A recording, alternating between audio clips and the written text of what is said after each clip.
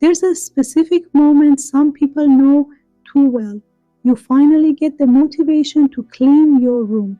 So you stand up, look around for a few seconds, and suddenly feel exhausted before you even begin. So instead, you sit back down. Maybe you scroll for a while. Maybe you tell yourself you'll do it later. And the strange part is the mess keeps bothering you the entire time. Every time you walk into the room, a small part of your brain notices it.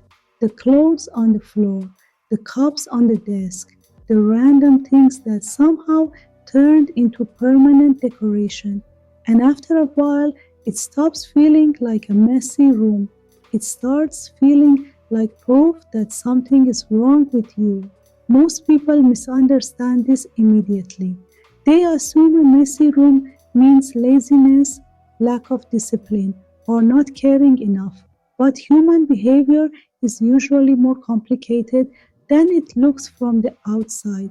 Because for many people, this isn't really about cleaning, it's about overwhelm. There's more going on in the brain than people realize. Psychologists often talk about something called executive functioning. It's the mental system responsible for starting tasks, organizing actions, prioritizing, and maintaining focus.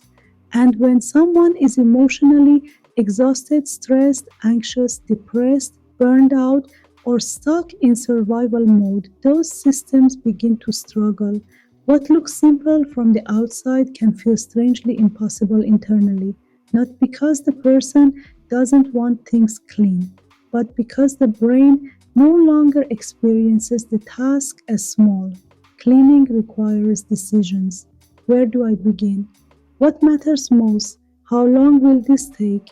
Can I handle the feeling of starting? For an overloaded nervous system, even ordinary tasks can start to feel emotionally expensive.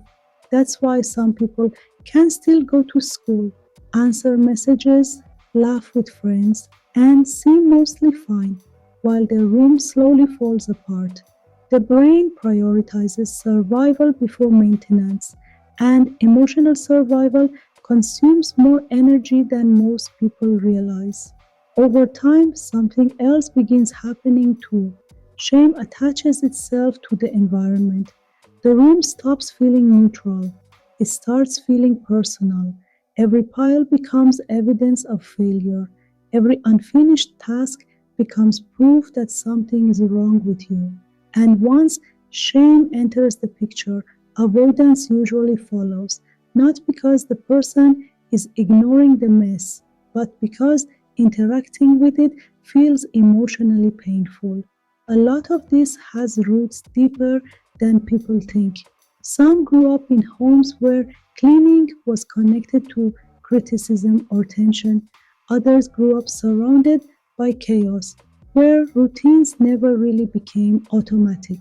And some people simply spent so long emotionally overwhelmed that their nervous system adapted to survival instead of consistency. That adaptation matters because the nervous system is always learning what to prioritize. But when life feels emotionally unsafe for long enough, the brain starts conserving energy wherever it can. And unfortunately, external maintenance is often one of the first things to disappear. This doesn't mean someone is broken. It means their system is overloaded, and being organized is not morally superior to being disorganized.